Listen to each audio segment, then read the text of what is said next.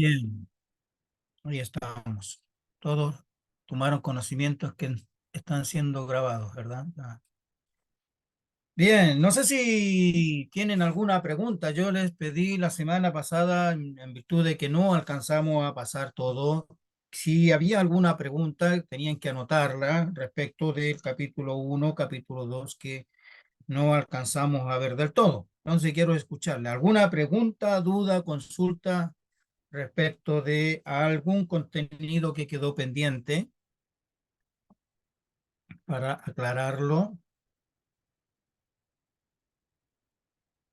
Sí, no, si no, si no, sí, sí. Bien, bien. Vamos, vamos, no hay preguntas, no anotaron nada, no rayan su Biblia, no rayan, no anotan. Todo lo saben, todo lo entienden. Me queda la gran duda ahí si el profesor Para es tan serle bueno o tan pa malo. para serle sincera, yo terminé de bueno, no terminé de por completo de estudiar todo, porque me pasó igual que la semana pasada, leí, pero no anoté preguntas. Estaba recordando, tratando de pensar en las preguntas, pero no las anoté. Ok, Eh, póngame uno, dijo mi marido, por no bien, hacerlo. entonces yo te voy a hacer algunas preguntas. Espérenme un segundito, estoy escuchando muy... Aquí está, tengo yo la recepción del volumen muy bajo, por eso que escucho bajito. A ver, ahora si puede alguien hablar, por favor. Cualquiera que hable, cualquiera. Amén, diga por Aló, último. hola, Ahí amén. estamos, gracias, ahí sí, ahí sí, ahí sí, ahí sí. Gracias.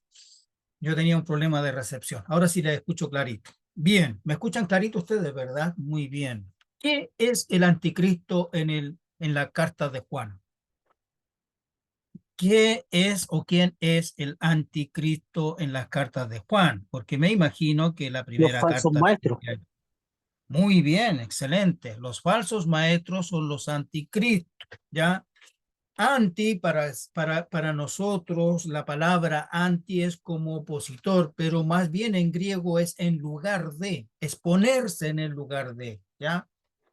Muy bien, Patricio, excelente, muy bien, excelente. Entonces, el anticristo es todo aquel que enseña algo contrario a la fe en Cristo.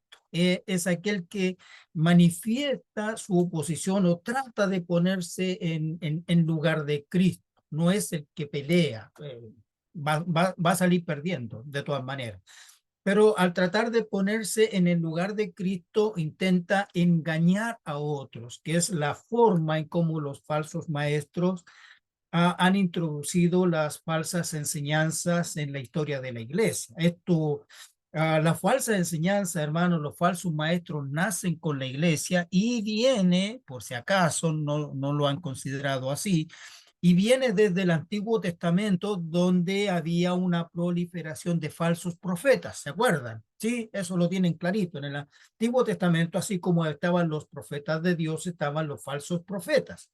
Bueno, en el Nuevo Testamento también vamos a encontrar un gran caudal de información en las cartas de Pablo, en las cartas de Pedro y en las cartas de Juan. Vamos a ver que este asunto de los falsos maestros era un asunto muy fuerte que dañó mucho a la iglesia.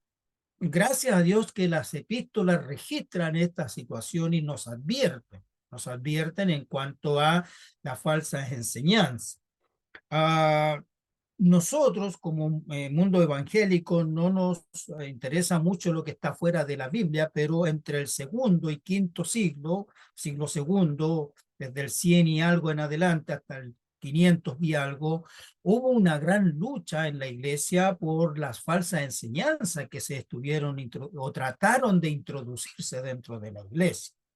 Y los padres de la iglesia, y ese nombre a algunos evangélicos no les gusta mucho, los padres de la iglesia, que fueron los herederos del movimiento apostólico, ah, fueron súper importantes acá para mantener y sostener la sana doctrina. Ah, y si usted se mete en la historia de la iglesia, van a aparecer nombres que a veces a nosotros nos incomodan porque viene con el nombre de San adelante. Entonces, San Policarpo, San Ireneo, San. Bueno, trate de sacarle el santo. Y por último, hermanos, si nosotros somos santos, todos somos santos desde el momento que el Señor llegó a nuestras vidas. Así que eso no es un gran problema y espero que no le haga ruido que aparezcan los nombres de estos grandes hombres de Dios con el apelativo de santo. Esto es. Pero esos hombres se encargaron de que la doctrina estuviera derechita. Y hubo momentos donde la doctrina se discutió con mucha fuerza y en algunos casos con armas. La naturaleza divina de Jesús, por ejemplo, el Espíritu Santo, si Jesús es hombre o es Dios, o que tanto y tanto. Entonces, todo eso, hermanos queridos, hermanas queridas, tuvo una fuerte influencia. Y en el Evangelio de Juan y en la carta de Juan, lo que Juan combate es el gnosticismo. ¿Qué es el gnosticismo? Lo dijimos, creo, por allí. Básicamente es negar la naturaleza humana de Jesús o la naturaleza divina de Jesús. En ambos casos hay una negación. O es humano o es divino, pero las dos cosas, bajo el concepto del gnosticismo, eso es imposible. ¿Ya? Y eso sí estaba enseñando. Por eso es que Juan, en este caso, llega a nombrarlo como anticristo. ¿Vale? Por esa razón Juan es fuerte. Entonces, todo aquel que niega a Cristo es literalmente un anticristo. Todo aquel que enseña algo en contra de la sana doctrina es un anticristo. ¿Ya? No tiene que ver con el personaje de los últimos años, de los últimos siglos. Excelente. Dos preguntas más. ¿Qué significa permanecer en la carta de Juan? Y les voy a dar una pista. Tiene que ver con lo mismo que enseñó en el Evangelio de Juan. ¿Qué significa permanecer? Cuando Juan habla de permanecer. Que amamos a Jesús Ya, pero eso es. y cumplimos sus Pero mandamientos. ahí está la clave. ¿Cómo se sabe que permanezco en Jesús? En que cumplo. Dice en el Evangelio de Juan, dice, si me aman, cumplan. Y eso va a hacer que permanezcan en mí. Entonces, permanecer en Jesús no es solo creer, hermanos queridas, no es solo creer, ¿ya? Permanecer es cumplir con los mandamientos, que es exactamente lo mismo que está enseñando en la carta de Juan. Es exactamente lo mismo. Es el mismo autor, no va a enseñar algo diferente, ¿verdad? Es el mismo hombre de Dios. Y tercero, la última pregunta que tiene que ver con la clase pasada. Segundo capítulo 2:20. Léanlo, por favor. 2:20.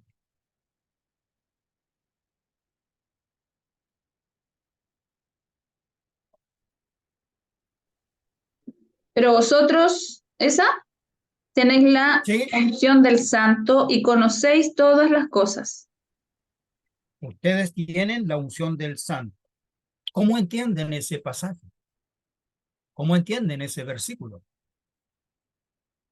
Pero ustedes, nosotros podemos ponerlo literalmente. Ahora ya le podemos mostrar literal sin ningún problema. Nosotros tenemos la unción del Santo. ¿Qué es la unción? ¿Y quién es el Santo ahí? Buena pregunta, ¿verdad?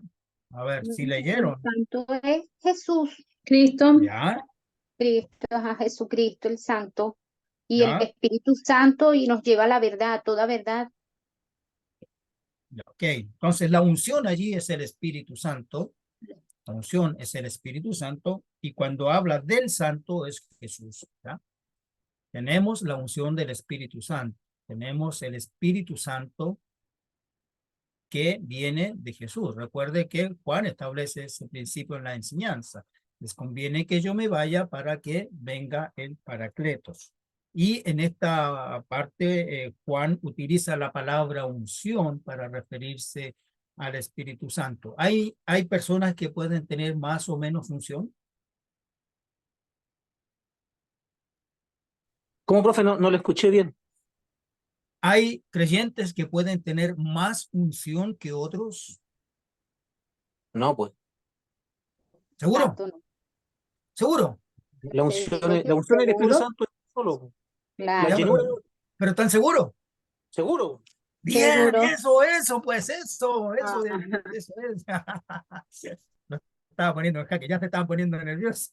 No, oiga, profe, con respecto a eso, bueno, Muy bien. aprovechando, eh, ahí se me aclara el punto de eso. Se supone que ya, la unción, cuando la escritura habla de la unción, habla de la unción del Espíritu Santo, que se supone Ujú, es uno solo. ujú, cierto. Y escuchamos muchos predicadores, ¿cierto? Abusando de esa palabra y dándole otra connotación. Eh, Típicamente algunos dicen, hay una unción aquí en el altar y empiezan a hablar, y aquí hay una unción, venga hermano, por la unción. ¿Eso es antibíblico?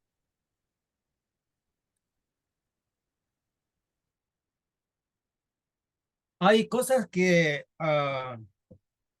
tenemos que ser cuidadosos a veces con respecto al folclore evangélico. Voy a decirlo así para que se entienda, ¿ya? Bueno, para que se entienda.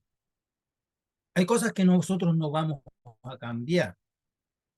Por ejemplo, Dios me reveló en su palabra que yo tengo que hacer eso. Eso no es así, no es tan así. No existe la palabra revelación, la revelación ya fue cerrada. Lo que pasó es que Dios me iluminó. Ese es el concepto correcto. Dios me iluminó por su palabra. ¿Ya? ¿Me doy a entender? Sí. Porque la revelación ya está dada, la revelación está aquí. Y a veces también tendemos a tomar algunos elementos dentro de nuestro mundo, de nuestra jerga evangélica, de tomar algunos conceptos. Cuando yo digo y hablo y voy a ponerme en primera persona para no herir susceptibilidades, y yo digo, hermano, venga porque aquí hay una unción, no estoy diciendo algo descabellado, ¿ya? Estoy diciendo, venga al altar, aquí hay un mover del Espíritu, venga. Eso no significa que en el asiento no hay una unción.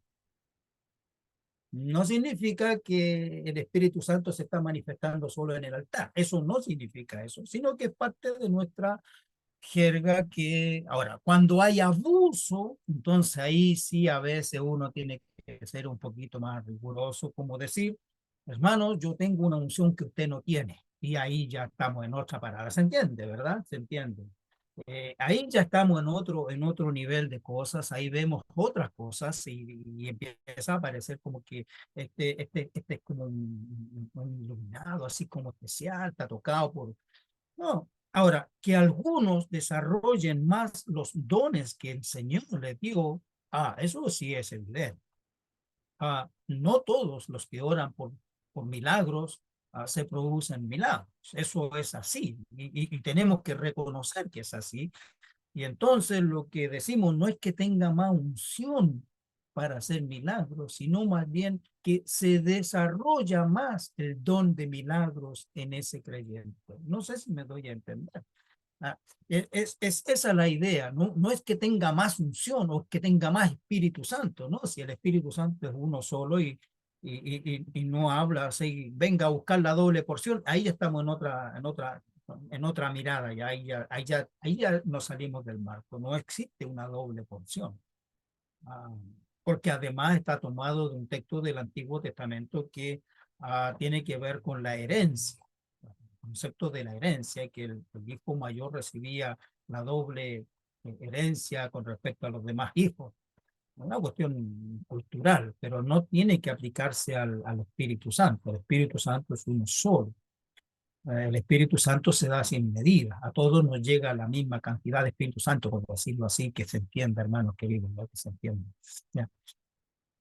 Pero evidentemente algunos desarrollan dones más que otros. Algunos evangelistas, por ejemplo, algunas personas abren su boca 3 minutos y la gente está de rodillas.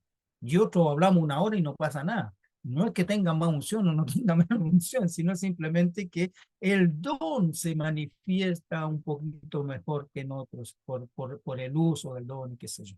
Es eso. Pero excelente, Patricio, muy buena su observación. Excelente. ¿Se entiende, verdad? ¿Estamos bien ahí? ¿Hay más preguntas, dudas respecto de lo pasado? vamos a meter ahorita en el tema presente, que también es, pero muchísima información, hermanos. No sé cómo lo voy a hacer con ustedes.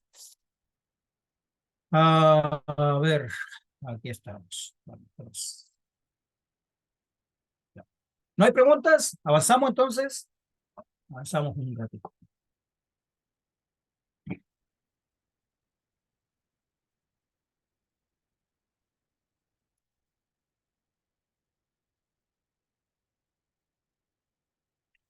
Capítulo 3 y 5, 3 al 5, igual que la semana pasada, hermano querido, esto de un análisis a los capítulos 3 al 5 es una palabra bastante grande, nos va a quedar muy grande el poncho una vez más, pero le voy a mandar toda la información igual, vamos a ir tocando algunos temas.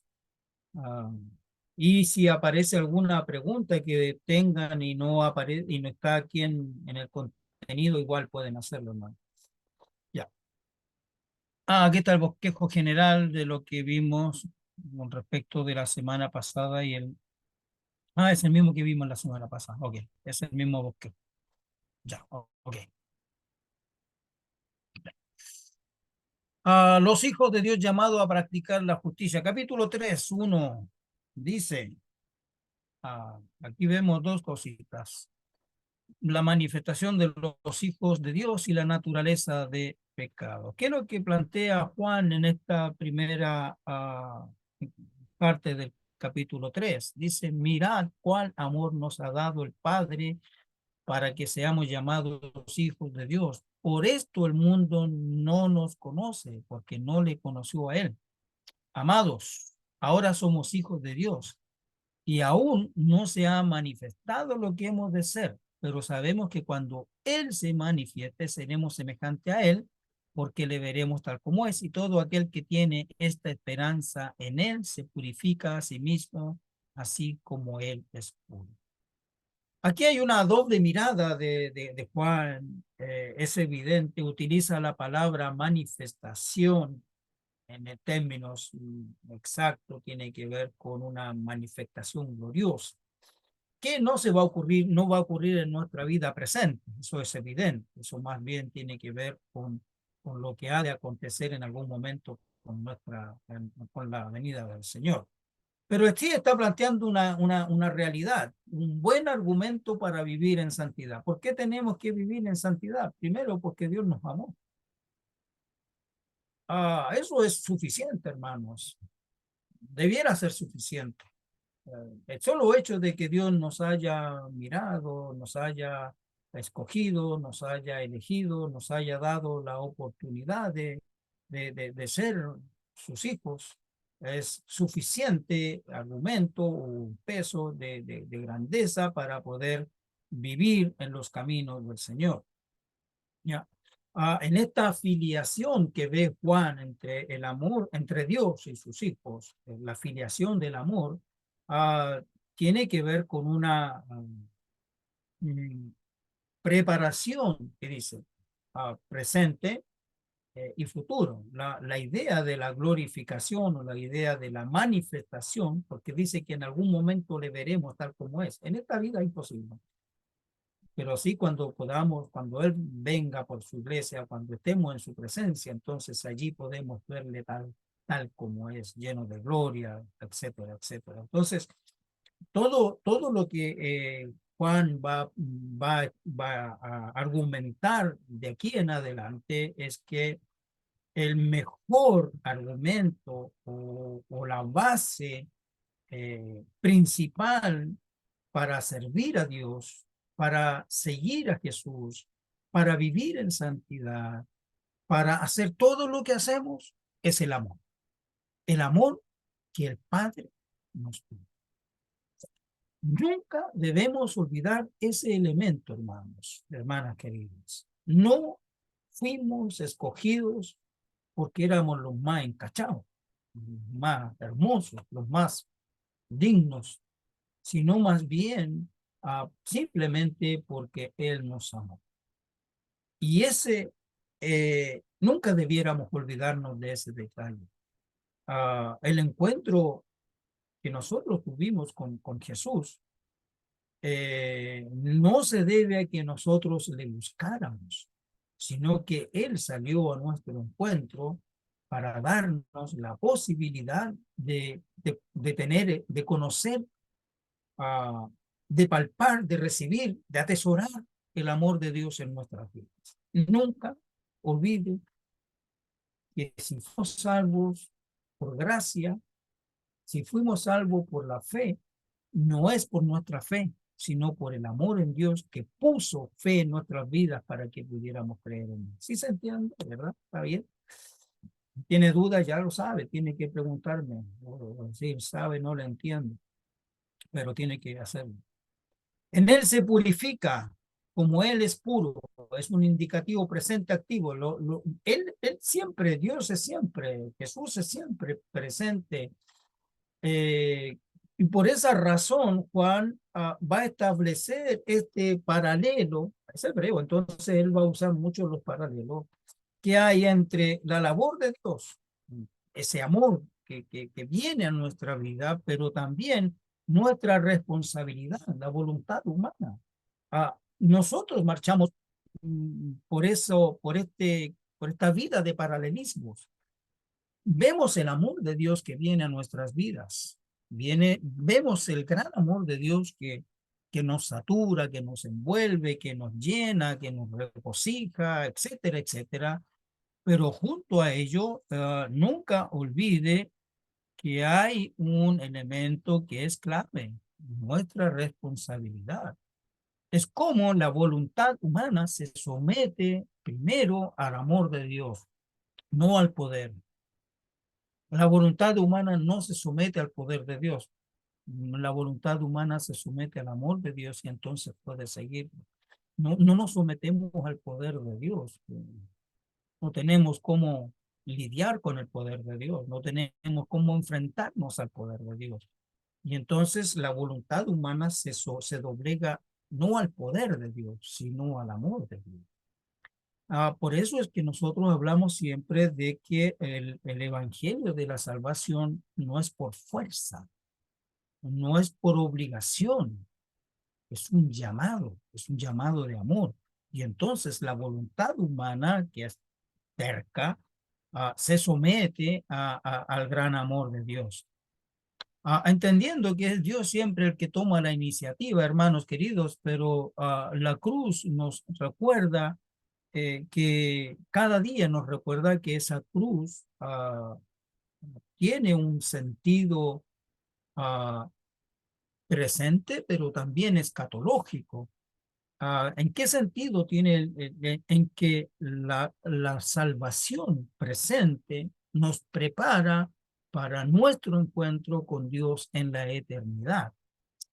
Los elementos de la salvación y el perdón son presentes, pero son el requisito para alcanzar la vida eterna. ¿Sí se entiende, verdad? Hoy nos rendimos al Señor, le pedimos perdón y a partir de allí empezamos a prepararnos para nuestra vida en la eternidad. Si no hay arrepentimiento, no hay tampoco ninguna posibilidad de tener esa vida allá en la eternidad. Ahí dice, arrepentimiento continuo, fe, obediencia, servicio, adoración, perseverancia. Es decir, el camino del creyente es un camino de responsabilidad, no de obligaciones, no de cumplir rituales. Eso tenía que ver con el Antiguo Testamento. El Antiguo Testamento por eso fracasó, podríamos decir, porque estaba estructurado en rituales, en cosas por hacer, que no llegaban al corazón de Dios o no llegaban al corazón del hombre para arrepentirse.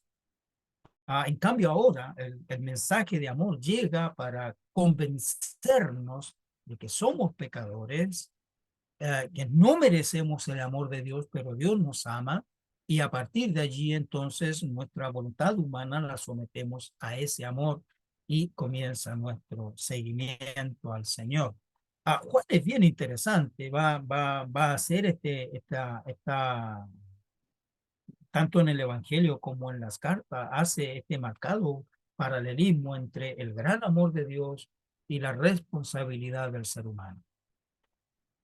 que no se puede divorciar. Dios me ama, ok. Dios me salva, ok. Dios me perdona, ok. Pero, no gratis.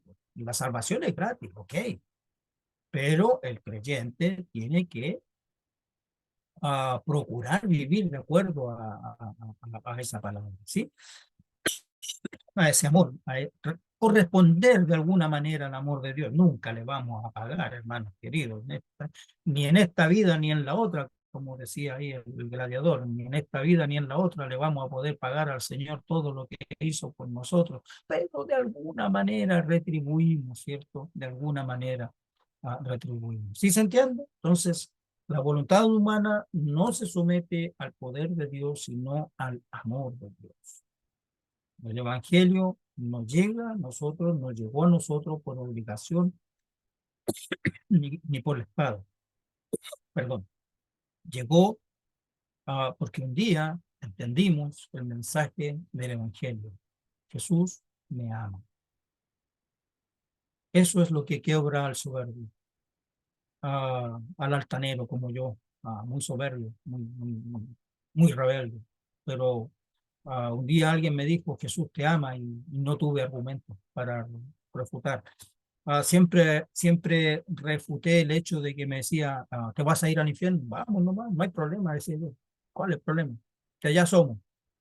No tenía problema para eso, pero cuando alguien me habló y me dijo, Jesús te ama, no tuve argumento, de verdad, porque al amor no hay argumento que uno pueda resistir. No puede, no hay argumento. Es muy difícil levantar un argumento en contra del amor de Dios. Aunque uno diga, pero es que, ¿cómo me va a amar si soy tan malo? Sí, ahí está la clave. Pues. Ahí está la clave. Escuché una vez a un predicador que dijo, el primer requisito para que Dios te ame es que seas malo. Encontré toda la razón. ¿Sí se entiende? El amor de Dios viene no porque seamos buenos, no porque lo merezcamos, simplemente porque lo necesitábamos. Segundo tema que va a tratar en este segmento dice la naturaleza del pecado. Todo aquel que comete pecado infringe también la ley, pues el pecado es infracción de la ley. Sabéis que Él apareció para quitar nuestro pecado y no hay pecado en Él. Todo aquel que permanece en Él no peca. Todo aquel que peca no le ha visto ni le ha conocido. Hijitos, nadie nos engañe. Que hace justicia es justo como Él es justo. El que practica el pecado es del diablo, porque el diablo peca desde el principio. Para esto apareció el Hijo de Dios, para deshacer las obras del diablo. Todo aquel que es nacido de Dios no practica el pecado, porque la simiente de Dios permanece en él y no puede pecar, porque es nacido de Dios. En esto se manifiestan los hijos de Dios y los hijos del diablo. Todo aquel que no hace justicia y que no ama a su hermano no es de Dios. Ahí es fuerte. Uno ve a Juan, sí, tatita, escribiendo, cercano a los 100 años, escribiendo con un amor tranquilo, pero es bien profundo, es bien fuerte. Pareciera que todavía estaba con la espada en la mano, este hijo del trueno. Algo le quedaba todavía del hijo del trueno ahí en su juventud. Porque muy sutilmente establece algunos principios. Nuevamente aquí aparece el paralelismo. Dice, el que comete pecado infringe la ley, pues el pecado es infracción de la ley. Luego dice, sabéis que él apareció para quitar nuestros pecados y no hay pecado en él. Se fija el paralelismo, por favor, obsérvelo, cómo Juan está estableciendo este paralelismo. Todo aquel que permanece en él no peca. Lo dice, todo aquel que peca no le ha visto. Paralelismo a Antonio. Entonces, ¿qué es lo que está diciendo básicamente acá? Esto es consecuencia de conocer a Dios y de amar a Dios. Si amo a Dios, entonces sigo sus caminos. Y si sigo sus caminos, sencillamente no puedo pecar. No puedo pecar en el sentido de tener una vida licenciosa. Ahora, ¿por qué Juan escribe esto? Es una buena pregunta. La respuesta está nuevamente en los anticristos, los falsos maestros. Entre otras cosas, se planteaba que una vez que yo conocí a Jesús, una vez que yo creí en Jesús, no importa lo que haga, puedo vivir como Lo importante es creer. Entonces, ellos planteaban la idea de que el creer solo estaba en el intelecto, ¿vale? Acá, arriba. Y que como yo creo, ya soy salvo, como yo creo, no peco. Como yo creo, no peco y estoy libre. Bueno, Juan dice que, por el contrario, la conducta, mi conducta, va a dar evidencia si estoy en el camino del diablo o en el camino de Jesús. Mi conducta, no lo que creo, ¿vale? Los falsos maestros decían lo que creo. Juan dice, no, es lo que hago. No es lo que creo lo que da evidencia de mi salvación, sino lo que hago. Por esa razón, dice, él empieza con este paralelismo del asunto de que el que cree en Jesús no puede pecar. El que cree en Jesús no puede pecar. ¿Por qué no puede pecar? Porque Jesús no pecó. Él está libre de pecado. Si él está libre de pecado, entonces sus seguidores deben seguir en esa misma línea. Insiste en que el pecado da prueba de una mala relación con Dios y de la impureza en la vida del creyente. Bien estricto, bien fuerte, bien directo. Si yo digo que creo en Dios solo en el intelecto, solo lo pienso, solo lo creo aquí arriba, esa es una parte. Para Juan, la fe es un asunto integral. Ahora, Juan no está diciendo algo que escape a lo normal, sino más bien en la enseñanza del Antiguo Testamento. Porque en el Antiguo Testamento, cuando nosotros vemos la descripción del pecado, siempre está relacionada con hechos, no con el intelecto, no lo que creían los israelitas, sino lo que hacían. Ellos decían que creían en Dios, pero inmediatamente practicaban todo tipo de inmoralidades. Y por eso los profetas fueron llamados para que pudieran alzar su voz y exhortar al pueblo y entregarle una palabra de Cristo. No hay una figura diferente en este aspecto entre el Nuevo Testamento y el Antiguo Testamento. No es que en el Antiguo Testamento la fe era de una forma y en el Nuevo Testamento es de otra. No, es la misma. Si creo en Dios, entonces hago lo que Él determina que se puede hacer. Y creo en Dios y hago algo que no está de acuerdo con lo que Él ha determinado, entonces no creo en Dios. Y más bien Juan es bien fuerte. Somos hijos del diablo. Y ahí sí que no nos gustó, ¿verdad? Esa sí que no nos gusta, que nos digan que somos hijos del diablo porque no seguimos a Jesús. Eso es fuerte, ¿ya? Entonces, esas expresiones es bien fuerte. Todo el que es nacido de Dios no practica el pecado porque la simiente de Dios permanece en él y no puede pecar porque es nacido de Dios. Entonces, algunas cositas que Juan está diciendo en esta parte. Vamos a ver. Nos dice lo que es el pecado. Primero, el pecado es quebrantar la ley de Dios. La ley de Dios. La ley de Dios establece principios. Ojo que cuando hablo de la ley de Dios, no solo estoy hablando de la ley en el Antiguo Testamento, estoy hablando de la ley del Evangelio, que es una más alta, ¿ya? Por lo tanto, el pecado, dice, es quebrantar conscientemente una ley que se conoce. Sencillo. Ama a tu hermano. Y si no amo a mi hermano, estoy quebrantando la ley del Evangelio, no la ley de Moisés. Se entiende, ¿verdad? Es fuerte. Nos dice lo que hace el pecado, deshace las obras de Cristo, el pecado vuelve a traer lo que él vino al mundo a abolir, es decir, la condenación. Cristo me hizo libre, pero si sigo practicando el pecado, ¿qué pasa? Vuelvo a ser esclavo. No porque la sangre de Cristo no sea eficaz, sino porque yo renuncié voluntariamente a esa cobertura. Con mis hechos estoy renunciando a aquello. Nos dice el porqué del pecado. Viene de no conseguir permanecer en Cristo. Cuando olvidamos esa presencia, pecamos. El pecado nos va a acompañar siempre. Eso es evidente. Nuestra naturaleza pecaminosa está vivita en nuestras vidas.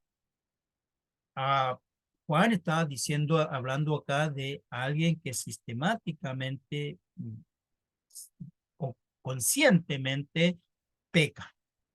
Nos dice de dónde procede el pecado, del diablo, ya lo dijimos, ¿sí? Y nos dice cómo se conquista el pecado. Se conquista porque Jesucristo ha destruido las obras del diablo. Ojo que acá no está diciendo que los creyentes, una vez que conocen a Jesús, nunca más pecan. Está diciendo que no tienen una vida consecuente con el pecado, que es distinto. ¿Que vamos a pecar? Sí. ¿Que vamos a cometer errores? Sí, garantizado. Nuestra naturaleza humana está viva y nuestra naturaleza pecaminosa más viva aún. ¿Ha escuchado del viejo hombre? ¿Ha escuchado del viejo hombre, no? Bueno, si ha escuchado del viejo hombre, tiene que haber escuchado de la vieja mujer también. ¿Sí? Tiene que estar ahí. No, no puede ser puro viejo hombre, no. ¿Ya? Entonces, eso está ahí. La naturaleza pecaminosa no desaparece. Alguien me preguntó hace un tiempo atrás por qué los cristianos pecaban. Y es una pregunta muy fuerte, directa, hermanos.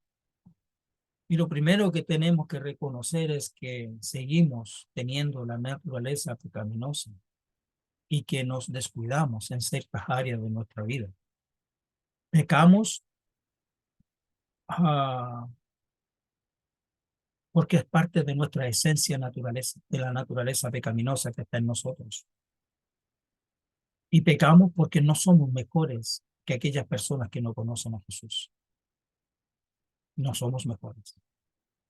Somos diferentes, pero no somos mejores. Quizás nosotros a veces nos ponemos en un sitial más arriba, creyendo que somos mejores que aquellos que no creen en Jesús. Eso es un error, hermanos, un error tremendo. No somos mejores, somos diferentes. Pero aún siendo diferentes, y ahí está en donde cometemos los errores. Si nosotros fuéramos mejores, no cometeríamos los errores que cometemos. Pero no somos mejores, somos diferentes. Tenemos una percepción de la vida diferente, tenemos una percepción del pecado diferente, pero seguimos teniendo nuestra naturaleza pecaminosa. ¿Se entiende? No sé si hay alguna pregunta hasta por aquí.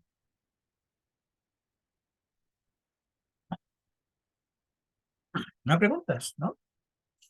Ok.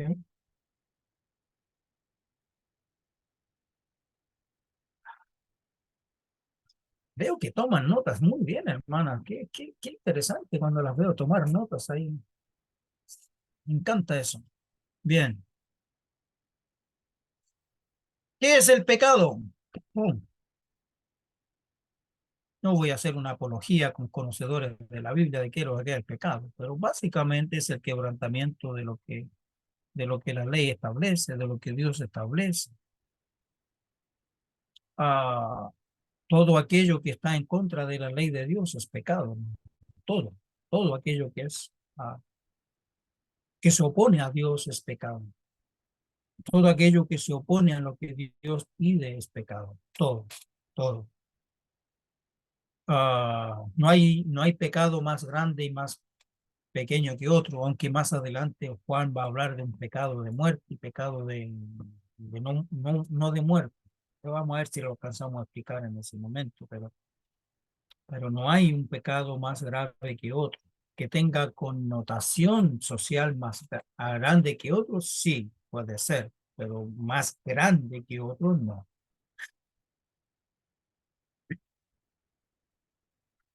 La posición del creyente. 3:6 permanece. ¿Se acuerdan de eso, verdad? Permanece. Cumplir su mandamiento. Acá dice que el que permanece no peca. La persona que permanece, si yo digo que permanezco en Cristo, entonces no puedo pecar. ¿Me voy a equivocar? Sí. Perdón. Me voy a equivocar, sí. Sí, pero no o cuando está hablando acá de permanecer, no está diciendo que no va a pecar, sino más bien permanecer es no tener una vida consecuente con el pecado, sino más bien apartado del pecado, pero con la posibilidad de poder pecar o caer en algún momento. Sé que a veces suena un poco paradójico ese asunto, pero es la forma más cercana de poder explicarlo, de que si bien es cierto, Dios establece que no tenemos que pecar, la verdad y que es muy difícil no pecar, hermanos. Es casi imposible.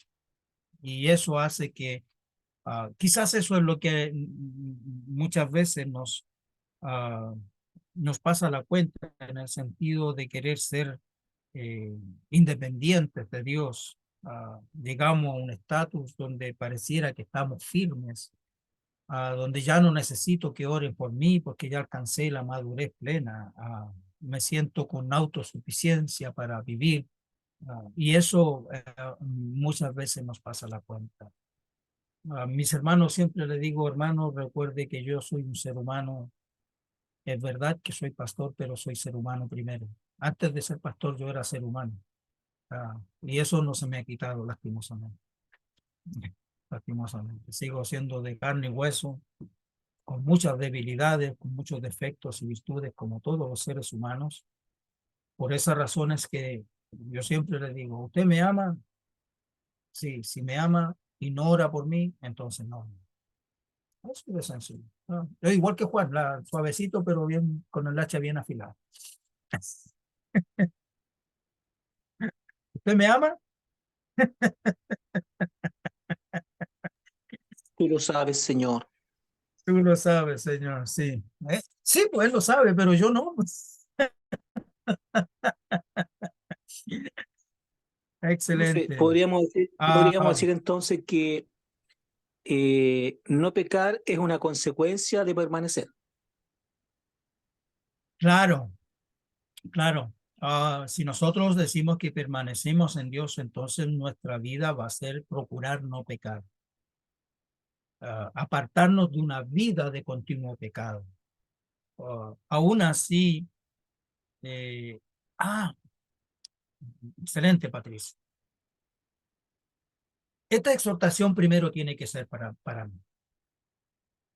Siempre es para mí, no para otros. Porque a veces nosotros usamos algunos textos bíblicos para enfrentar a otros. Pero la palabra de Dios siempre tiene un énfasis primario en mí. Es decir, esta palabra primero es para mí, y luego para otros. Y en lo posible, lo menos para otros. Me explico. No, es que el hermano tal vive en pecado. Tranquilo, tranquilo, tranquila. Si el hermano vive en pecado, ¿qué hemos hecho para que ese hermano salga del pecado? Es la primera pregunta que tenemos que responder. No hacer un juicio valórico sobre esa persona, sobre ese hermano, sino más bien preguntarnos qué hemos hecho nosotros para que ese hermano salga de su condición de pecado. Segundo, si yo sé que el hermano tiene una condición pecaminosa y vive en constante pecado y yo nunca he orado por eso, no me hace merecedor de emitir un juicio valórico. Y habiendo orado, menos. ¿Se da cuenta? O sea, ¿cuándo tengo derecho a hacer un juicio valórico sobre un hermano que vive en pecado? Nunca. Porque Jesús establece ese principio. No juzguen a otros para que ustedes no sean juzgados. Entonces, cuando nosotros hablamos de un texto que habla de permanecer, de no pecar, es primero para mí. Tengo que hacerlo mismo. Este es un consejo para mí. Evidentemente que para toda la iglesia, pero es primero para mí. Sí se entiende, ¿verdad? Así funciona la palabra del Señor. Okay. El odio del mundo. y el amor recíproco. Dos cositas que va a tocar acá Juan. Alcanzamos, sí creo que es. Porque este es el mensaje que habéis oído desde el principio, que nos amemos unos a otros, no como Caín, que era del maligno y mató a su hermano. ¿Y por qué causa le mató? Porque sus obras eran malas y las de su hermano justas. Hermanos míos, no os extrañéis si el mundo los aborrece. Nosotros sabemos que hemos pasado de muerte a vida, en que amamos a los hermanos. El que no ama a su hermano permanece en muerte. Todo el que aborrece a su hermano es homicida. Y sabéis que ningún homicida tiene vida eterna permanente en él. Nuevamente, si usted se fija, sigue con el paralelismo acá. Cosas que van anunciando.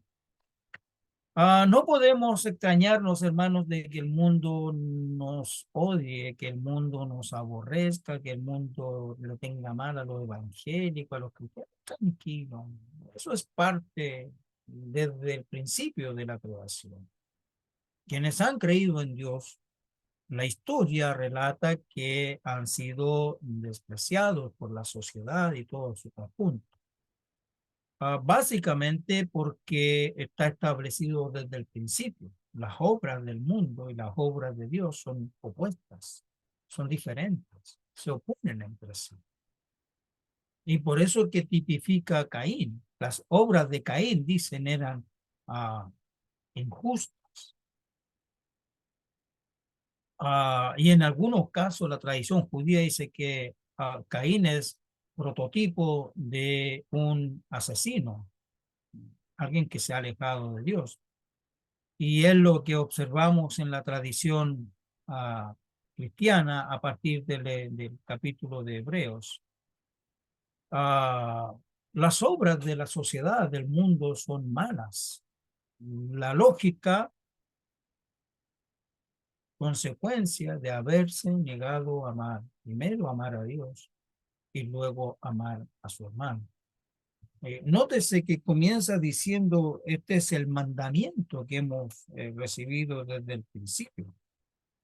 Porque este es el mensaje que oíste desde un principio, que nos amemos unos a otros. Ahí está el nexo, ahí está la clara evidencia de que si Dios me ama, por lógica yo debo amar a mi hermano. Es por lógica. Aunque sea diferente, y voy a poner otra palabra, aunque sea complicado, aunque sea lo que sea, yo tengo que amarlo. Porque dice, este es el mensaje. En otras versiones dice, este es el mandamiento que recibimos desde el principio. Jesús lo estableció, que nos amemos los unos con los otros. En esto conocerán que son mis discípulos, en que se aman los unos con los otros. Entonces, ese principio regulador de la iglesia es el que muchas veces echamos de menos en la iglesia. El amarnos fraternalmente el uno con el otro. Y encontramos argumentos a veces para no amarnos en cuestiones bastante insignificantes. Si aplaudo o no aplaudo, si me he visto acá o me he visto allá. Ahí está. La prueba de que una persona posee la vida eterna se manifiesta en su amor hacia los hermanos. ¿Ama a su hermano? Entonces tiene vida eterna. Es fuerte. Hemos pasado de muerte a vida. Es una frase muy gráfica que describe el paso del mundo del odio y la muerte al reino y dominio del amor y la vida. Es decir, si nosotros decimos que amamos a Dios, no podemos decir que hermano no puedo amarlo. Eso es imposible. Es más, yo siempre digo, hermano, si no puedes amar a tu hermano, ¿cómo amas a tu enemigo?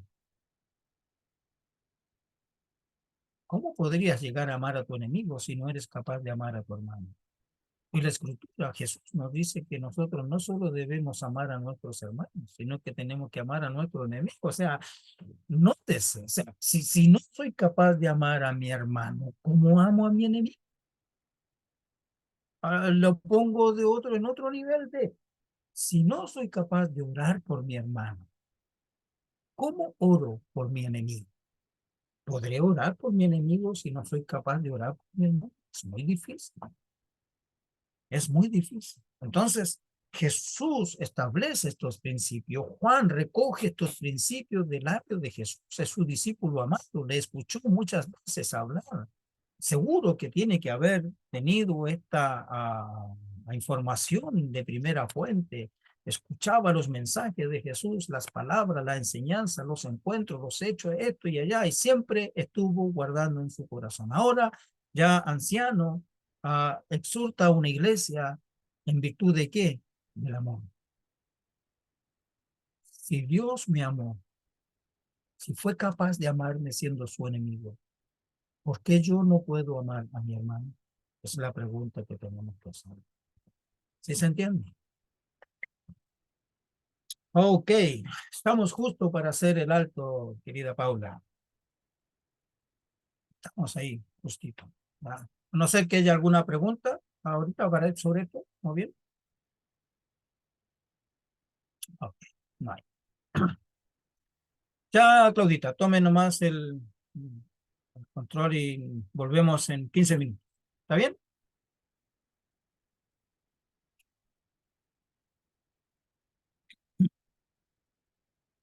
Bien, hermanas, vamos entonces a continuar.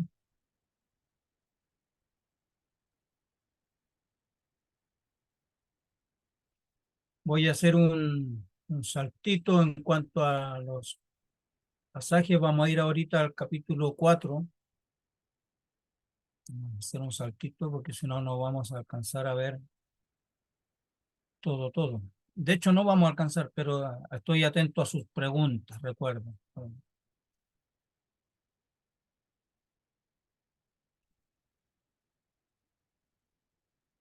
Ok, bien. Vamos.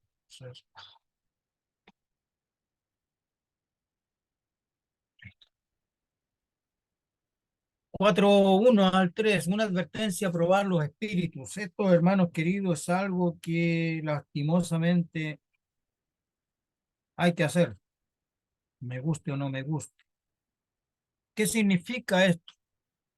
A ver, veamos lo que dice el texto. Amados, no creáis a todo espíritu, sino probad los espíritus si son de Dios, porque muchos falsos profetas han salido por el mundo.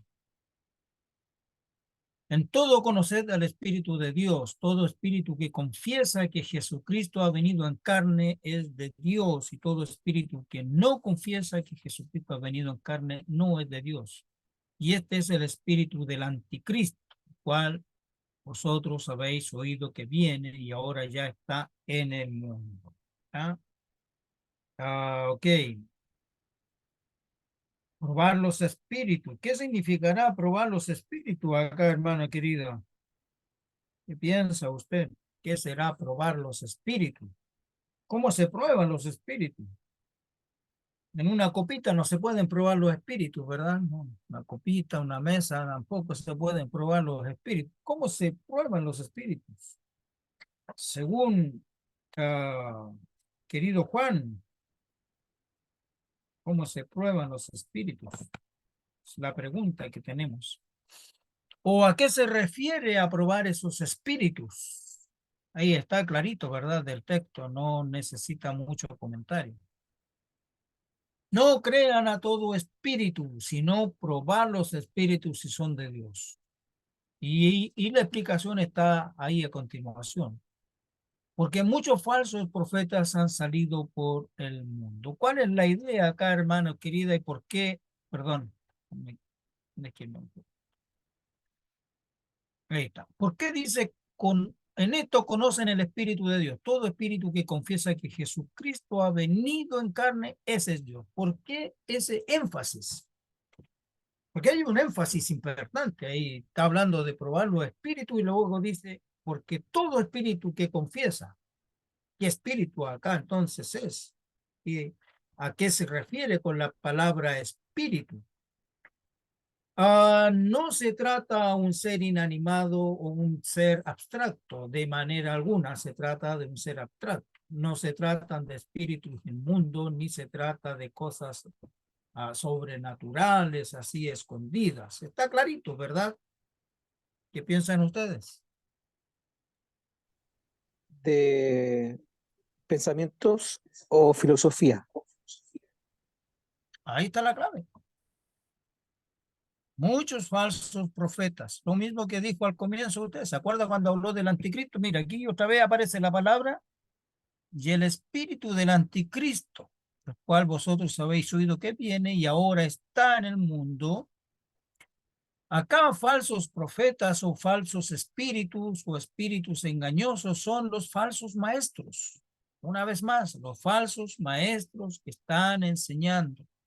Y entonces la invitación que hace Juan acá es a hacer un análisis y doquimaxo, aprobar, poner a prueba, someter a prueba, comprobar, distinguir, examinar.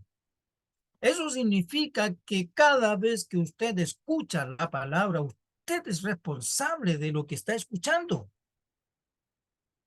y no del que está predicando. Bueno, el que está predicando tiene su responsabilidad, es evidente, pero yo estoy escuchando y yo tengo que ser capaz de discernir si lo que se está enseñando está de acuerdo con lo que expresa la palabra de Dios.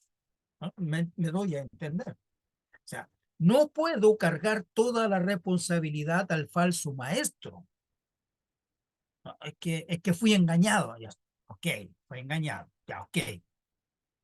Pero Juan aquí está diciéndonos a nosotros, a los creyentes, está diciendo que debemos examinar el contenido del mensaje. Esta palabra suele poner a prueba con la esperanza de lo que se prueba resistirá. ¿Se acuerdan esto del crisol, el oro y toda la cosa? ¿Se acuerdan, verdad? Que puesta ahí a fuego para probar, para sacar su pureza. El oro se pone ahí para a alta temperatura para sacar su pureza. El cobre se hace exactamente lo mismo para sacar todo material que no es cobre y el fuego va dejando lo que es. No crean, no crean, no crean a todo espíritu, no crean a todas las personas que están hablando algo que no está de acuerdo con la escritura. Es decir, el creyente tiene una responsabilidad desde el momento que empieza a escuchar la palabra de Dios. Es responsable por lo que está escuchando. Y si lo que está escuchando, especialmente, hermanas queridas, yo no sé cómo lo hacen ustedes, pero yo no sé si escuchan radio, televisión, programas evangélicos por aquí o por allá, pero usted tiene el control. Y usted decide seguir escuchando o no seguir escuchando. Y no es un pecado dejar hablando solo a un tipo que está hablando herejías.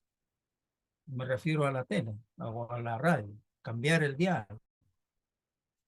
Porque somos responsables. Nos hacemos responsables de lo que escuchamos.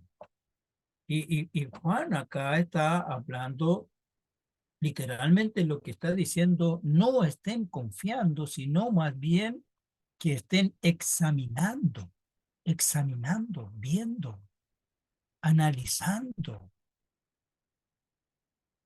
Eso es responsabilidad nuestra, hermanas queridas, hermanos amados. Tenemos una responsabilidad de cotejar lo que dice las palabras con lo que se está enseñando. Juan dice que habían unos individuos, y ahí lo dice clarito, 4:1, 4:2. En esto conocen el Espíritu de Dios. Todo espíritu, toda persona que confiesa que Jesucristo ha venido en carne procede de Dios. Todo espíritu, toda persona que no confiesa a Jesús no procede de Dios. ¿Cuál es la idea? Lo mismo que habíamos conversado acá adelante, que los falsos maestros estaban enseñando que Jesús o era humano o era divino, pero las dos cosas no. Y es más, la negación absoluta es que es imposible que el Dios Espíritu, se haga carne, se pueda transformar en un ser humano, que el Espíritu de Dios, que el Dios Espíritu se encarne, esa es una realidad. Y eso se estaba enseñando. Por eso es que Juan enfatiza este hecho y además lo trata como el espíritu del anticristo, de ponerse en un lugar que no le corresponde. Todo aquel que glorifica a Jesús, que exalta a Jesús, que habla de la naturaleza de Jesús, está en el camino correcto. Jesús es 100% hombre, 100% Dios, punto, no hay más.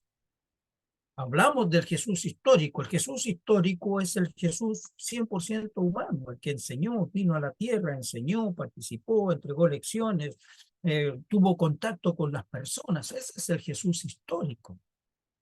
Pero el Jesús divino es el mismo. No es que hubo un desprendimiento allí en la cruz.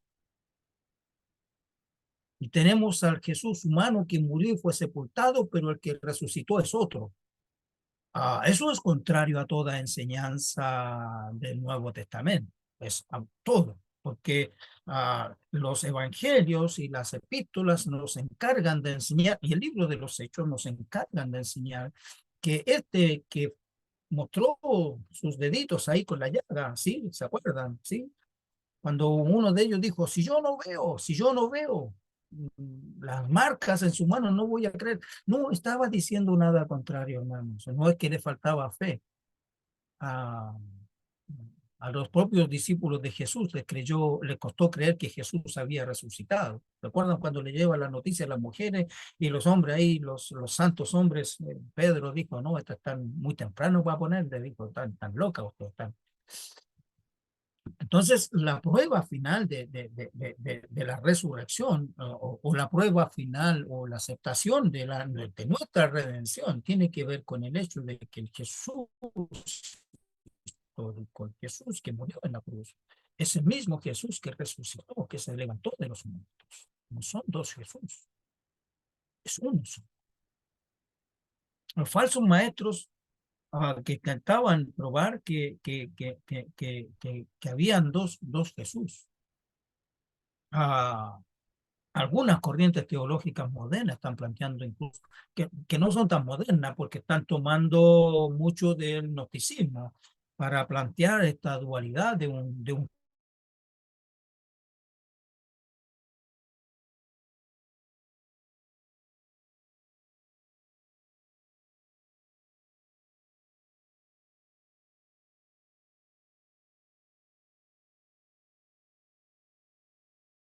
Mientras le puedo hacer una pregunta o por ampliar un supuesto. poquitito más ese concepto de examinar los espíritus, pastor. Todavía me queda un poco grande eso. A ver, Porque llevarlo al plano actual, por ejemplo, al plano actual. examinar a los falsos maestros, examinar la falsa teología, la falsa enseñanza que están dando vuelta en la iglesia. Claro, pero cuando habla del falso profeta y los falsos espíritus, o examinar los espíritus, cuando dice, saber cuándo está actuando Dios, cuándo está actuando, como dice el apóstol Pablo, en partes profetizamos, en partes conocemos, dice él. Entonces, lo que pasa es que cuando se acuñan los elementos de profeta en el Nuevo Testamento, siempre tiene que ver con predicadores, no al estilo de los profetas del Antiguo Testamento.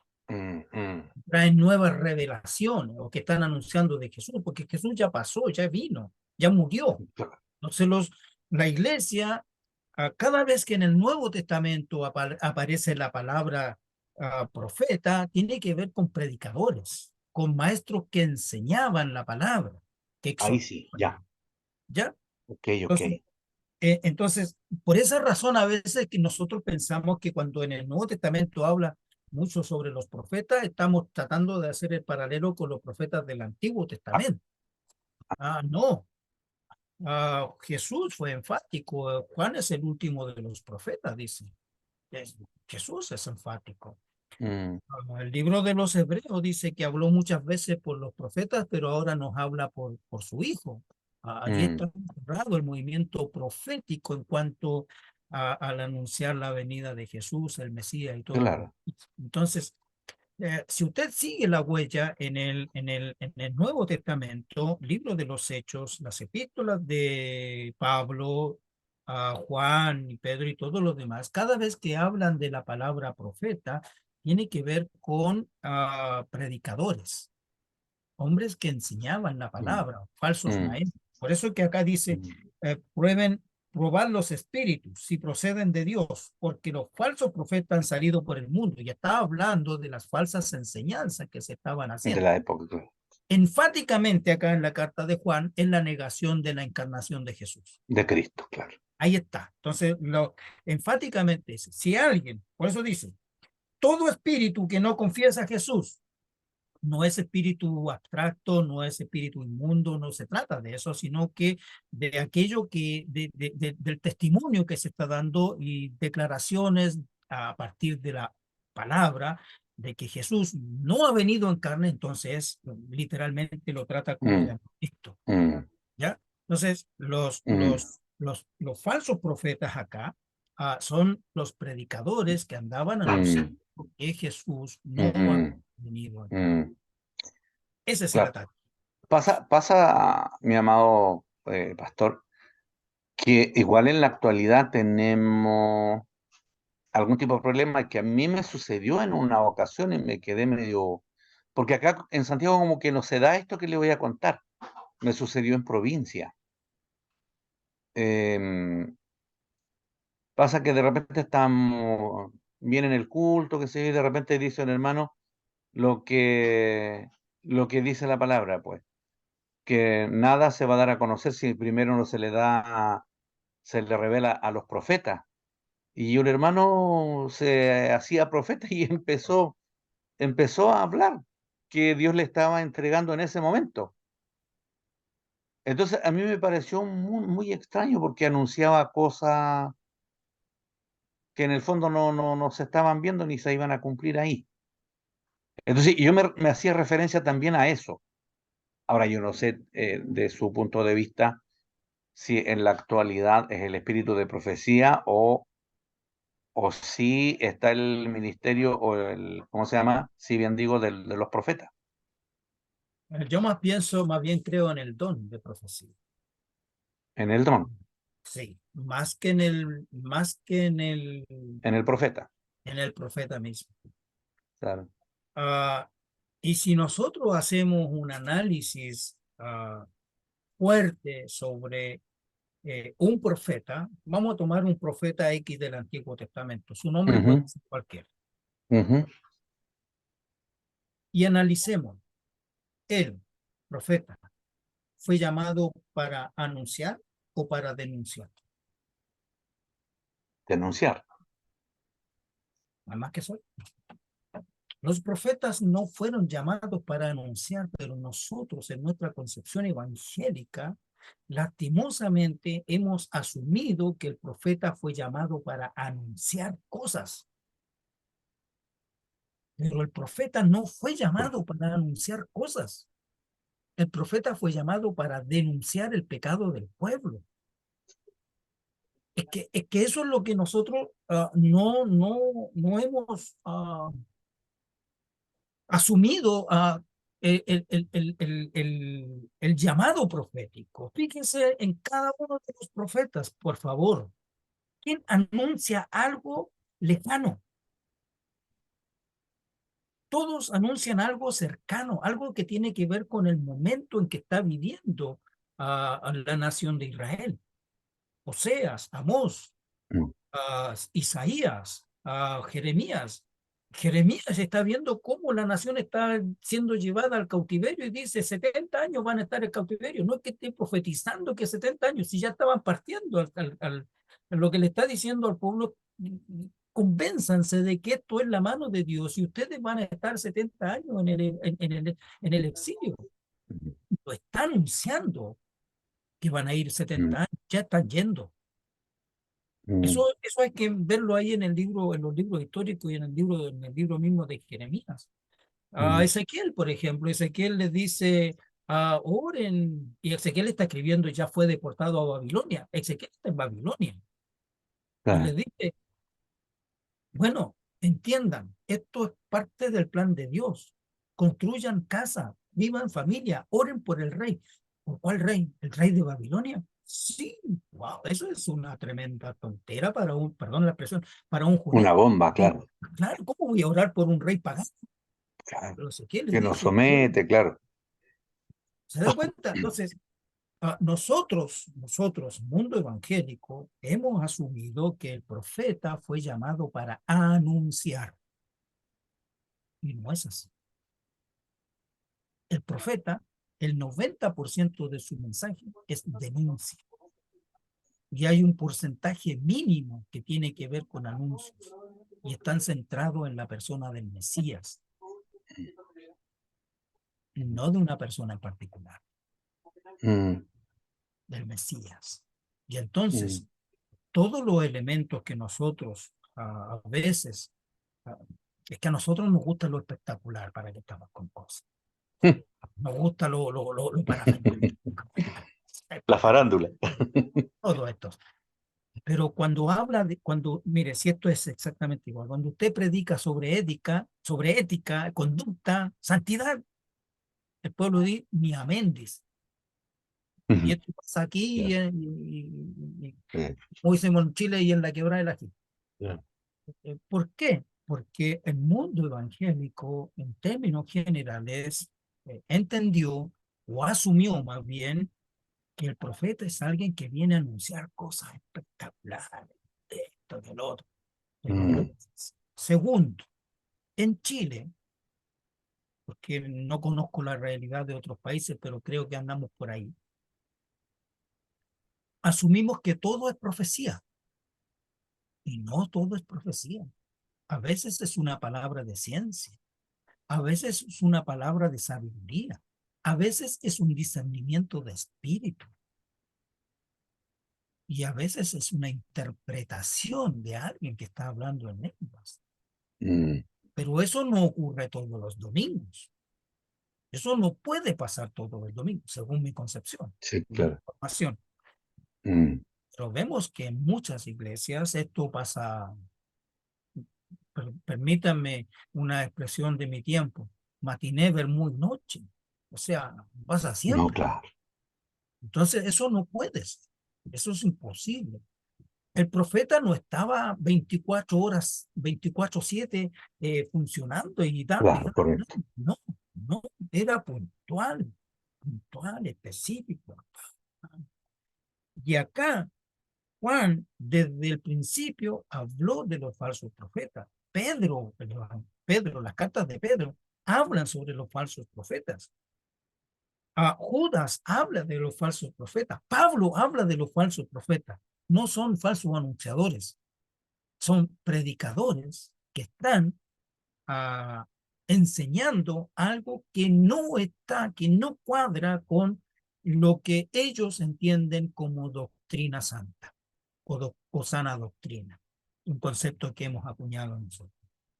Pero el énfasis siempre lo ponen los apóstoles sobre los receptores. Es decir, no podemos evitar falsos maestros, queridos hermanos, queridas hermanas. No podemos evitar. No, nunca. No lo vamos, no es posible evitar los falsos maestros. Pero sí tenemos la responsabilidad siempre de analizar el mensaje. Esa es nuestra responsabilidad. Nosotros hemos sido llamados en forma responsable para escudriñar. Por eso Juan, por eso Pablo, por eso el libro de los Hechos dice que habían una iglesia, unos hermanitos de tal lugar que después de escuchar la predicación llegaban a sus casas y ¿qué hacían? Cotejaban por las escrituras si lo que habían escuchado correspondía o no. Responsabilidad del creyente. cosa que no nos gusta mucho. ¿Para qué estamos con cosas? No nos gusta la responsabilidad personal. No nos gusta mucho. Entonces, tanto en la carta de Juan, una carta que habla mucho del amor, contrapone el amor con, si yo digo que amo a Dios, pero no amo a mi hermano, esa es una falsa enseñanza, ya de plano. No estoy ejecutando la doctrina de Cristo que me dice que debo amar a mi hermano. Luego, si yo digo que Jesús no ha venido en carne, entonces soy un falso maestro, un falso profeta. ¿Qué?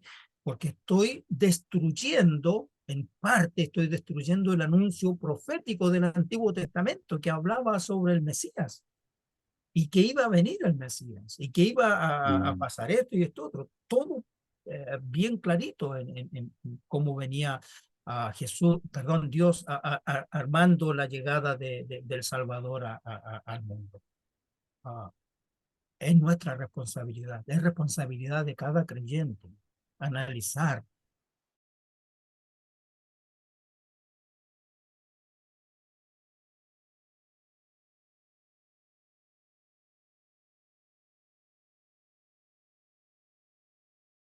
Más radios evangélicas, ni programas de televisión evangélicos. Porque pasaba mucha rabia a veces escuchando cosas. ¿Verdad? Dígeme para mí. No, nada más. Puedo escuchar música, si tiene un programa de música lo puedo escuchar, no hay problema, pero ya cuando aparecen los predicadores, ay, me empieza a pasar algo, entonces para no complicarme veo el Chavo del Ocho y me río un rato. Yo soy un fan del Chavo del Ocho por si acaso, así que para mí, sin ser peyorativo ni nada, me edifica mucho ver el Chavo del Ocho y reírme un rato. Muchas verdades, en verdad. Eso, estimado pastor. Gracias, mi pastor. Gracias. Muy gentil. Otra cosa más vamos a ver qué pasa por acá. Bueno, casi lo que hemos estado conversando en este ratito. La negación de la encarnación de Jesús. Bien interesante que Juan dice, al final dice, del discernimiento aparece con claridad hacia dónde se inclina la balanza respecto a los dos espíritus, los dos contenidos, las dos enseñanzas. El que enseña que Cristo ha venido en carne, ese es hijo de Dios. El que enseña que Cristo no ha venido en carne, entonces es hijo del diablo. Bien clarito, ¿vale? Entonces, el gran problema que ha enfrentado la iglesia siempre no ha sido la persecución, hermanos queridos. Hermanas queridas, no es la persecución, no es la muerte de los creyentes, con toda la violencia que podemos ver, con toda la violencia donde se han ejecutado a hombres, mujeres y niños por la fe en Cristo, ese no ha sido el peor enemigo. El peor enemigo no es Nerón. Nunca fue Nerón el peor enemigo del cristianismo. Los peores enemigos eran los falsos maestros, los falsos profetas, gente que empezó a enseñar cosas que no tenían y no tienen respaldo bíblico. Y en nuestro tiempo, hermanas queridas, tenemos una serie de enseñanzas que están tan alejadas de la Escritura, pero hay tantos seguidores de ella y uno dice, pero ¿cómo? Bueno,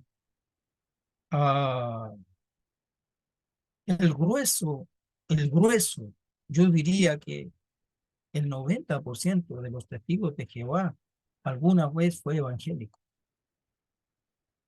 No vienen del mundo católico, mayormente vienen del mundo evangélico. Por una razón sencilla, porque los testigos de Jehová le hacen leer la Biblia y le hacen leer la Biblia de ellos y se los dan vuelta. Y como los evangélicos no leemos la Biblia, caemos, como dimos un buen chileno, caemos chanchito. Y después le echamos la culpa al diablo. Y el diablo ni siquiera dijo, ni me movió de mi oficina. pero ahí está. Entonces, nuestra responsabilidad, hermanos queridos, es siempre esta. Primero, yo soy responsable de lo que enseño, ¿vale? Yo soy responsable de lo que enseño. Usted es responsable de lo que enseña, pero también es responsable de lo que escucha. Al mismo nivel, ni más ni menos. No hay, el único filtro que nosotros tenemos para analizar si una enseñanza está correcta o no es la palabra, no la tradición, no lo que me enseñó mi abuelita ni mi abuelito. No es así, es la palabra de Dios. La palabra de Dios es nuestro norte, nuestro guía, nos dice si está bien, si no está bien. ¿Sí? Ok. ¿Qué más tenemos por acá? Negar la encarnación de Jesús, estimados hermanos. Ya, bueno, ya lo hemos dicho varias cositas, pero básicamente es negar la posibilidad de la redención. Negar la encarnación de Jesús es básicamente negar toda posibilidad de que Jesús sea nuestro redentor. Si Él solo es un Dios divino, entonces, ¿cómo nos enseña que es posible vencer el pecado si Él nunca fue un ser humano? ¿Se da cuenta lo fuerte que es? Es imposible. Nunca habría podido nosotros intentar siquiera que Él intercede por nosotros hoy en día. Ahí está.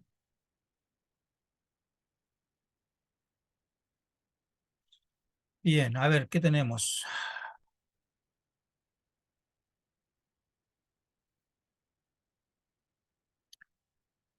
A resaltar esto aquí, aunque lo hemos conversado, ya dice, no hay nada en el cristianismo que sea más central que la realidad de la humanidad de Jesús. Hermanos, un Jesús divino, solo divino, en serio, lo digo con harto respeto, no sirve, no es suficiente. El Jesús divino tiene que tener una relación con la carne, tiene que tener una relación con la humanidad. Porque entonces esas palabras de Juan el Bautista que dice, he aquí el Cordero que quita el pecado del mundo, no tiene sentido si Jesús no es humano. Todo lo que enseñó Jesús como ser humano tampoco tendría sentido si solo pensamos y creemos en el Jesús divino. Me doy a entender. No puede separarse la humanidad de Jesús con la divinidad de Jesús. No se puede separar. Es uno solo. Jesús es Dios, punto. Jesús es Dios, punto. No hay más.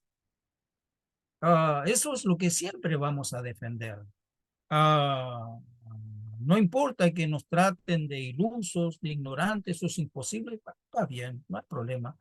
Las críticas de afuera se reciben, hermano, son gratis y uno tiene que recibirlas, no se haga problema, no se enoje, no se altere, no se corte las venas por lo que dice la gente y el mundo. Dije, el mundo nos aborrece, el mundo no nos entiende porque no ama a Dios.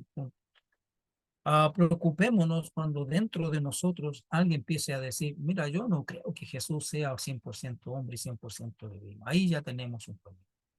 Ahí sí tenemos un serio problema. No, yo creo solo en el Jesús divino. Tenemos un problema. Tenemos un serio problema. Ahora, eso de saltar a Jesús de una manera como nosotros lo hacemos es una gran ventaja y es lo que dice Juan. Vosotros sois de Dios y los habéis vencido, porque mayor es el que está en vosotros que el que está en el mundo. Ellos son del mundo, por ello hablan del mundo y el mundo los oye. Nosotros somos de Dios. El que conoce a Dios nos oye, el que no es de Dios no nos oye. En esto conocemos el espíritu de verdad y el espíritu de error. Nuevamente, se fija acá, espíritu de verdad y espíritu de error, la verdadera doctrina, espíritu de verdad, la verdadera doctrina, espíritu de error, las falsas enseñanzas. ¿Sí se entiende? No es que esté hablando de espíritu bueno y espíritu malo. No. Acá tiene que ver con lo que nosotros hemos estado hablando recién, la encarnación de Jesús. En esto conocemos el espíritu de verdad y el espíritu de error. ¿Qué conocemos? ¿Cómo lo conocemos? El que dice que Jesús no ha venido en carne, entonces es un espíritu, es una declaración errónea, es una falsa enseñanza. ¿Ya? Y lo otro es que somos vencedores. Ahora, eso es una gran verdad.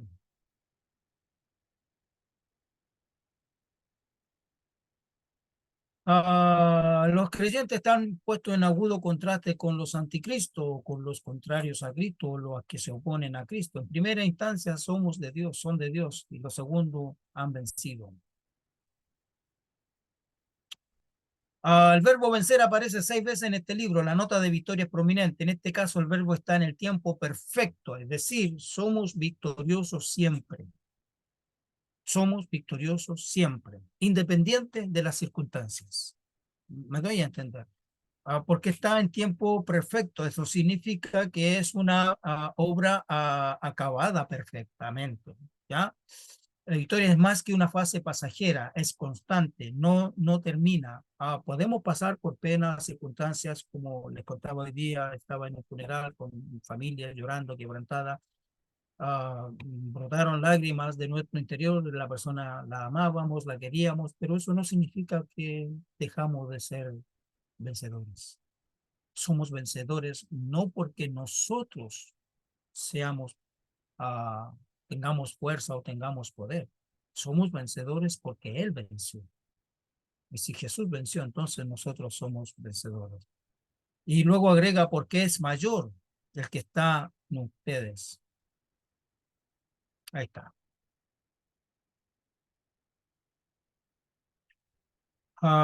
Por lo tanto, hermanas queridas, hermanos queridos,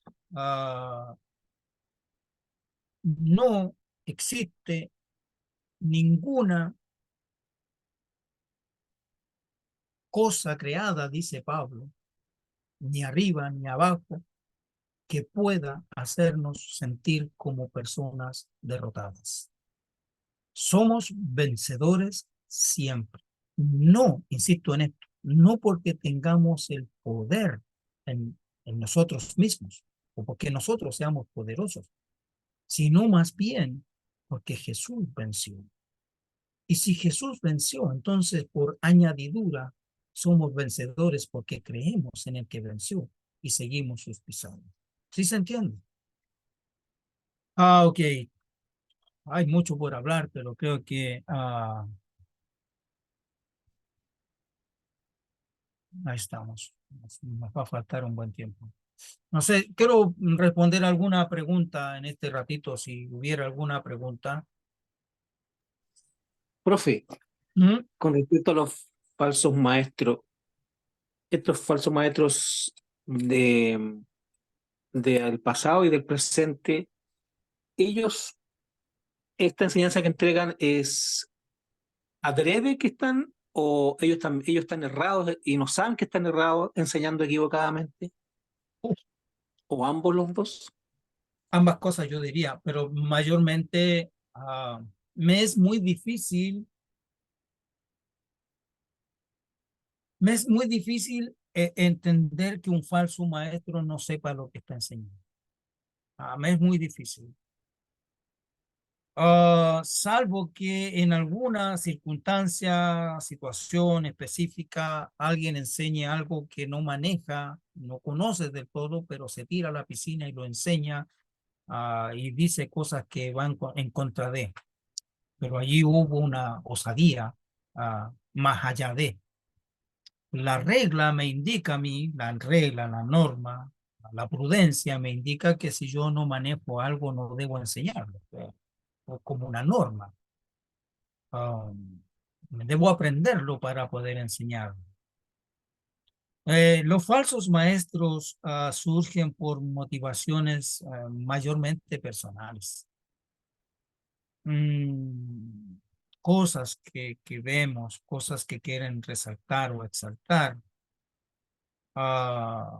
En tiempo nuestro, en tiempo contemporáneo a nosotros, me cuesta entender, por ejemplo, la teología de la superfe, y tiene grandes defensores la teología de la superfe. Y miro la Biblia y no encuentro eso, queridos hermanos, no encuentro la superfe. Entre otras cosas, la superfe dice que si tú tienes fe no te puedes enfermar. Yo, entonces no tengo fe, hermano querido. Realmente yo no tengo fe, me paso enfermo, mi esposa pasa enferma. Tiene cualquier achaque, mi esposa no tiene no, nada, no tenemos fe. Entonces me cuesta entender que alguien diga que por el solo hecho de tener fe, yo no me voy a enfermar. O sea, tú te enfermas porque te falta fe. O tú no te sanas porque no tienes fe. Me cuesta, de verdad, hermanos queridos, me cuesta. Pero hay gente que lo cree y hay gente que lo enseña. No sé si lo que voy a decir les va a causar ruido, pero yo no creo en las las maldiciones generacionales, porque eso no es bíblico. Las maldiciones generacionales no existen, hermanos queridos. No es que Dios maldiga a las generaciones. Eso es imposible a partir de Cristo. ¿Cómo Cristo va a maldecir a mi generación y a la otra generación por mi pecado? Entonces, no me cabe en la idea de que muchos creyentes piensen, crean en las maldiciones generacionales, que Dios maldice a las generaciones. Y está tomado de un texto, hermano querido, que es súper oscuro y súper fuerte, y que no está hablando de lo que de lo que se está enseñando, por ejemplo. Pero la gente lo cree, la gente lo enseña, la gente lo transmite. Probablemente porque no hay un estudio acabado de lo que significa eso. Y otras tantas teologías que andan, la teología de la prosperidad, por ejemplo, pacta con Dios. Eso es imposible, hermano. No hay ninguna posibilidad de que yo pueda pactar con Dios. No tengo. ¿Qué le puedo ofrecer a Dios para pactar con Él? Que Él no tenga. ¿Qué le puedo ofrecer yo a Dios que Él no tenga para pactar con Él? Eso es imposible. Y estoy tocando nada más, tres teologías contemporáneas que andan dando vuelta en nuestras iglesias y que tienen muchos seguidores. Hay una cuarta teología que anda dando vuelta y dice, si tu iglesia no tiene un apóstol, es una iglesia fracasada. ¿Dónde dice eso en la Biblia, hermanos queridos? ¿Dónde dice eso? ¿En qué parte de la Biblia dice eso? No lo dice, pero el movimiento apostólico transmite ciertas ideas parecidas a esas. Y entonces vuelvo a insistir en esto. Juan dice que los creyentes somos responsables no solo de lo que enseñamos, sino que somos responsables de lo que escuchamos. Y si no somos capaces de contender con esas falsas enseñanzas, nos hacemos parte de ello, lastimosamente. Entonces, todas estas ideas de los falsos maestros emergen por varias razones. Primero, situaciones personales, intereses personales, desvíos. A los creyentes del primer siglo, es que nosotros pensamos que cuando la iglesia surge, hay dos movimientos importantes, el cristianismo y el judaísmo. Y ese es un error de partida. No es solo el cristianismo y el judaísmo lo que está moviéndose en la tierra de Jerusalén y sus alrededores. Hay una serie de religiones importantes, fuertes, y otras sectas de misterio que pululaban en ese tiempo. Y todas esas se fueron transmitiendo, además de conceptos filosóficos que se fueron transmitiendo. Mire, un judío que se convertía a Jesús, un judío, piensen esto, un judío que se convertía a Jesús, pensaba y transmitía y enseñaba que había que seguir cumpliendo con la ley de Moisés y con todos los rituales. Y eso fue una tremenda discusión en la iglesia y un daño tremendo a la iglesia. Los gentiles, griegos especialmente, que comienzan a convertirse al Señor, ven el comer la carne sacrificada a los ídolos como algo natural. ¿Por qué? Porque ellos participaban de eso. Entonces, cuando Pablo les escribe o cuando empieza a tratar a verse este problema de que los creyentes que vienen del mundo griego participaban de la cena de los animales sacrificados a los ídolos, otra lucha, otro concepto que tiene que estar combatiendo Pablo allí en Corinto. El bautismo por los muertos, espíritus extraños, no, hay una serie de cosas, hermanos queridos. Por eso es que estudiar la palabra de Dios es lo único que nos puede mantener en el camino correcto. Vamos a cometer menos errores si somos industriosos en el estudio de la palabra de Dios, si somos constantes.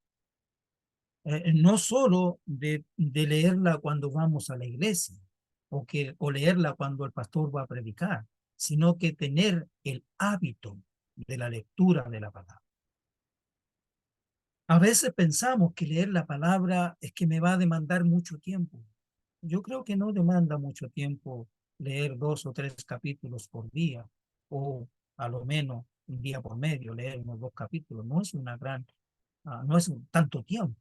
Lo que pasa es que para nosotros no lo hemos visto como una necesidad imperiosa. La palabra es lo que nos guía. La palabra es lo que nos hace cometer menos errores.